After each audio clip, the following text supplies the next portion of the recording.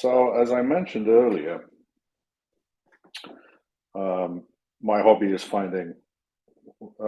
trying to stomp out ways which could cause a problem with CMR's search performance. And one of those is depaging. If you have a large results set and you start going through the pages and so you get like hundreds of pages, things start going bad for you and other people using CMR as well. So an implementation was added using a search after header, using some based on a pattern that is used internally by Elasticsearch, but we did not deprecate page number and page number in order to achieve backward compatibility, which means you could still do this. We just don't recommend it. So whenever I see a new CMR library sitting on top of the CMR API, I like to make sure that they're using CMR as efficiently as possible. So looking at the earthaccess code in this area, I noticed that for collections, you are using page number. So I wanted to fix that. So I wrote a issue for that, which is here. And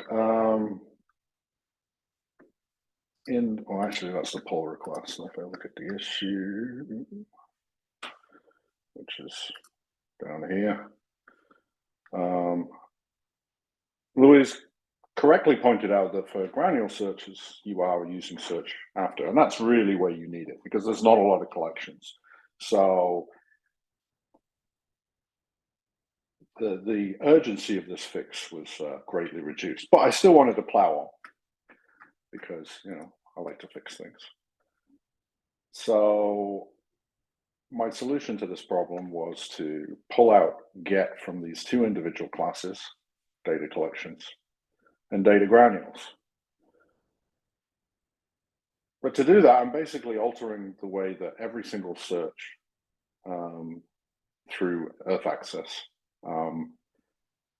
behaves. And there's a substantial amount of risk in that, and we offset that risk by providing unit tests. But I noticed when I looked at your unit tests currently, that in the area of creating CMR, actually calling CMR and validating that CMR is okay with the query that you've created, and also you are marshalling the results that you get back from CMR in a correct manner. There's not a lot of testing in that area. So, and I understand generally why, because there are a number of problems with that from a unit test perspective. Unit test is supposed to be self-contained. Hey, Doug, sorry to interrupt. Could you zoom again? All right, I knew exactly how to zoom in with Chrome, but zooming in with this might not. Does Control Plus work? Oh, there it is. It's actually Control. It's this. All right, say when. That looks great to me. Everybody else good? All right. So you had this test, which was testing the results you got back from CMR to make sure that the access links with that, which is great. But every time you run that test, you call out to CMR. And unit tests supposed to be self-contained, trying to avoid external interfaces. A problem, because you automatically run the unit test every time there's a pull request, you don't want to be dependent on CMR not working, right? CMR is out. Not that CMR is out very often, but you don't want to be beholden to that when you're trying to get your work done. Another issue with that technique is that those searches can sometimes take a lot of time. Okay, and you probably want to run those tests over and over again as you're doing your work. So one solution to that I've used successfully back in the days when I was a coder was to use this idea of VCR. That basically stubs out every request that's made through HTTP, by initially making the call, recording all the inputs, getting the result, recording everything that was returned back to you, and then saying, I've done this call. If I see this call again, I'm just going to use, if I see this call again, based on matching the inputs of one of the recordings I've already made, that I will return this result. So the call to CMR doesn't happen. It just is stubbed out, and the recording is played back to the client code. And we can see that examples of those recordings right here. There's one example I've done. So here's a request. There's nothing in the body. Here's the URI. It's fairly straightforward. It's doing a search for all collections, including granule counts. You're probably familiar with this kind of URL based on the work you've done with OpenScapes already. All the headers are recorded, and then the response is marshaled into the string. And if a request comes in after it's been recorded that completely and utterly matches this request, it won't query CMR. It'll just return this body and the headers that came back from the original request.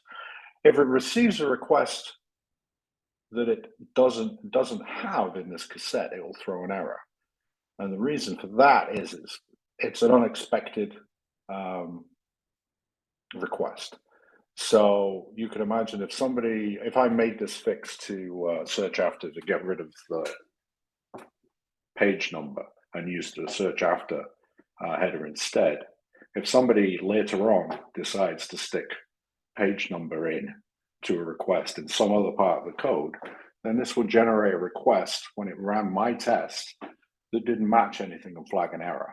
And that will be the starting point for you, for that developer to go, why is there a problem with this page number? And we have specific code to stop that from happening, specific tests check that doesn't happen. So hopefully the developer would recognize that and fix it. I'll bring it up to you guys. Why can't I use page number here? And somebody would say, well, if you look at this issue and pull request, this is why. So this stops errors creeping back into the system. There are a couple of cons associated with this, which you're probably thinking of as I describe this. One is sometimes APIs change. And if you actually made that API call every time that you ran these tests, you would find out immediately that the API has changed because the search doesn't work anymore. So that's one of the cons associated with this. There are ways that VCR can like re-record these things. So if you find out from CMR that they're making a non-backwards compatible change, for example, you might want to re-record all these cassettes that I've got here for the various tests I've done. But in general, CMR's API isn't going to change like that. So I think the risk is very low compared to the gains you're going to get by doing this. Because at the moment, and you can correct me if I'm wrong, I see very little code that's actually validating that the CMR query you present, or test code, that the CMR query you present to CMR is valid. And also that the way you're passing the results is correct. And that really took me down this avenue. So you can run this by doing pytests test unit. And if I do that, as I did before, something happened between when I submitted this pull request and the code I've got now. It's actually finding a HTTP request that isn't in the cassette for this particular search. This is the search for, it's actually the one that I referred to at the beginning.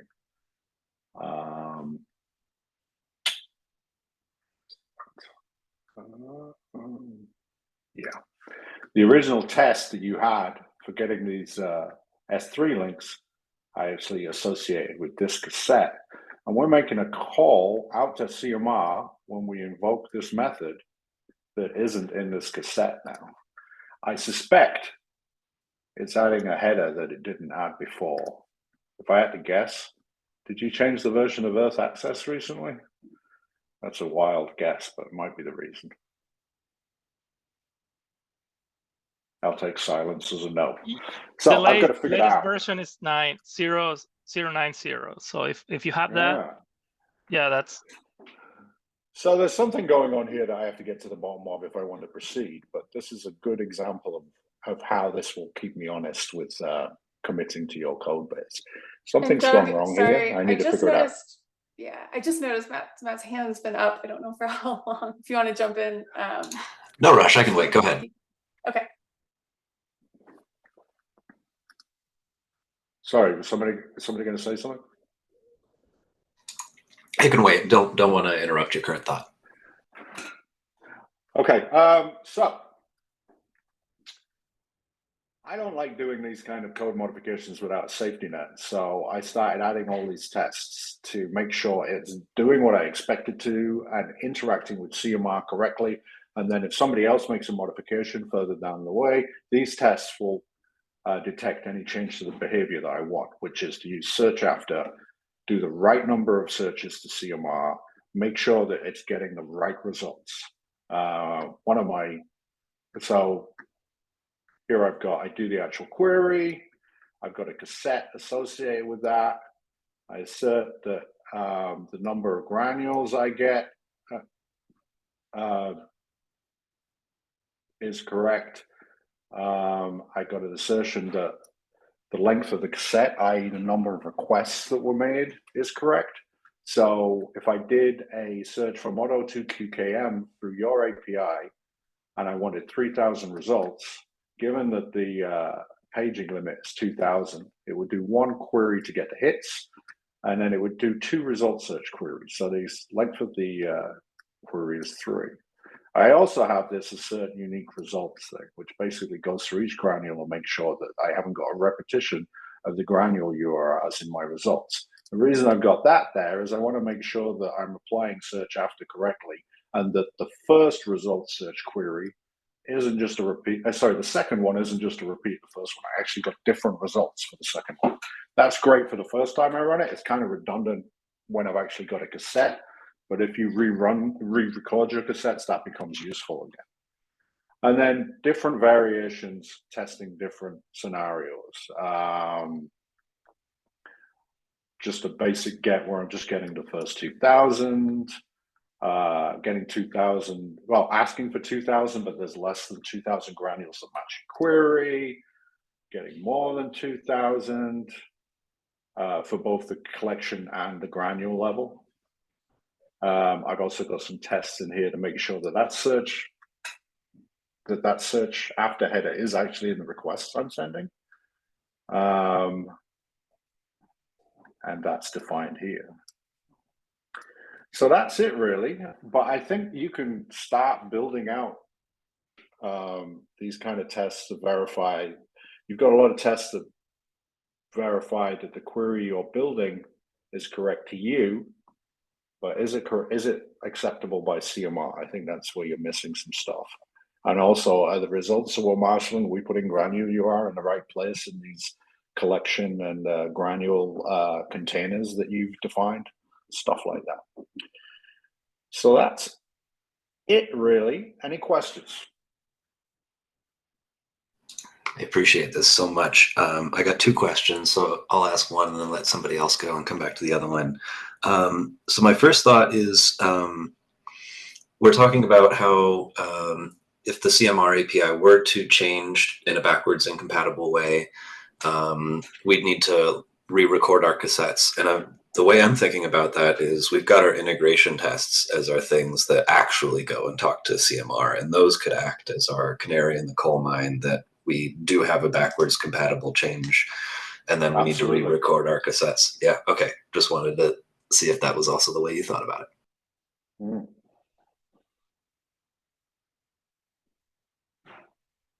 Chuck, you want to go ahead, and then I'll ask my other question after.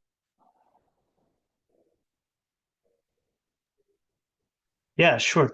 Thanks. That was great. Yeah, so my question is really just kind of a minor technical one about getting the recordings. how do you get the initial recordings? I saw you had a context manager there. So does it just detect whether or not your fixture exists and assumes that if it doesn't exist, it just records? Yeah. So if you define in the each one of these tests has a with clause here. If that file does not exist, then it's assuming that it's a new request, and it will record everything that goes on in this function and create a file as per this specification. Then if they run again, it'll use that file as the mock. And you can change that behavior. I've got this kind of configuration set up for VCR here. And you can say record mode once, which is the pattern I'm describing. But if you wanted to re-record, you can set that record mode differently. Another way you could do it is just delete all of these fixture files, but that's probably the better way to do it. And you can define other things as well. The reason I set this to true because I like to, I like to see the verbose response in the files. And another bonus to this mechanism is you can test edge cases without having to coerce CMR into a specific state. Like generally, CMR is not going to return you a 500 error, but you want to make sure that your code responds to that correctly. So you can actually write a cassette that simulates that and test your code that way. However, you've got to be a bit judicious with that because you really want to be using CMR as a source of truth. So I wouldn't go too far down the road of synthetically manufacturing CMR responses. But in some cases, it's very difficult to actually get CMR to do what you want to do. 500 ones being an example. So I think there's some scope for doing that, but not much.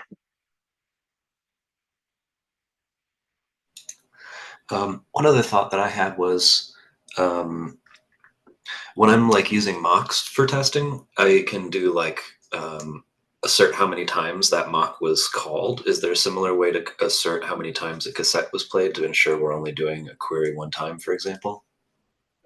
So the cassette will only get played one time, but this is what I'm trying to do here. This is the length of the cassette is basically saying how many requests are in that cassette.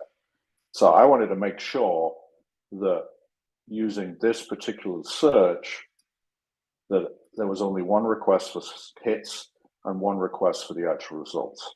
And this assertion confirms that. So yeah, you can do what you're asking. Awesome, thank you. And as I point out farther down, yeah, you can start looking into the request that you've made to make sure, like looking inside the request for the cassette. So I can look at each request and I can see whether there was a CMR search after header in that request and assert false or true depending on the particular request I'm looking at. So you can dig into those results and make sure you're finding what you're expecting to find. Thanks, that's super cool.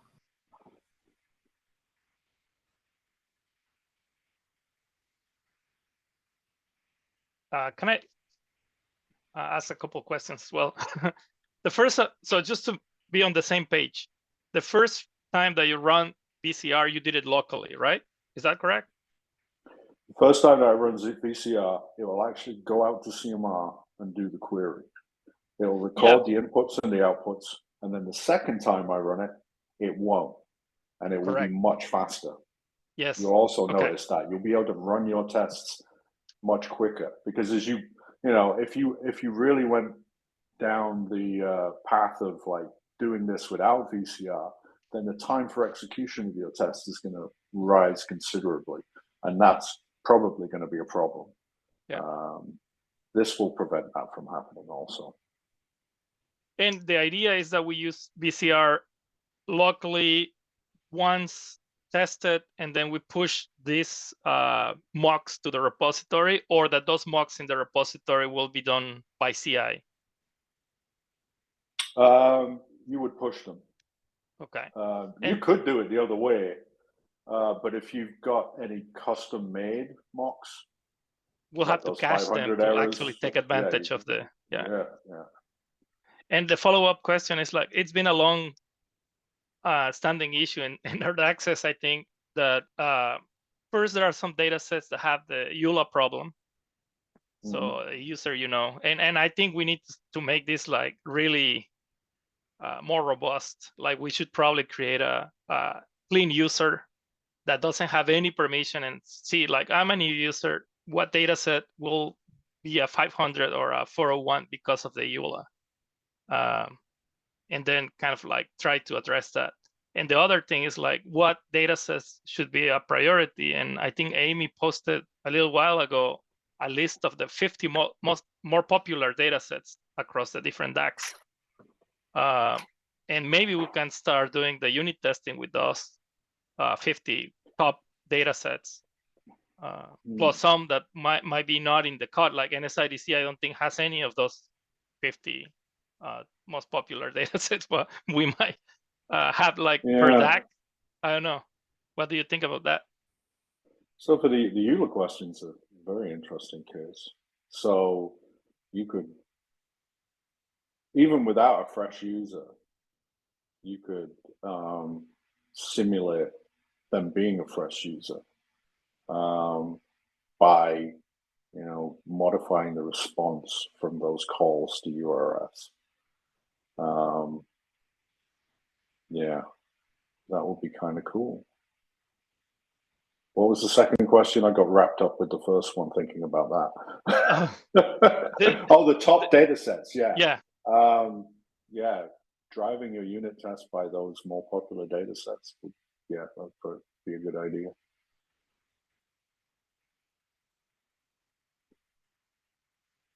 But I wouldn't get your testing around, does it work with this data set or does it work with that data set? It should, if it works with one, it should work with all of them. And if it doesn't, that sounds more like a CMR metadata problem than an OpenScapes problem. We want to catch those, right? Like if there are no data links in the data set, that's a metadata problem, but users will run into that. So yeah.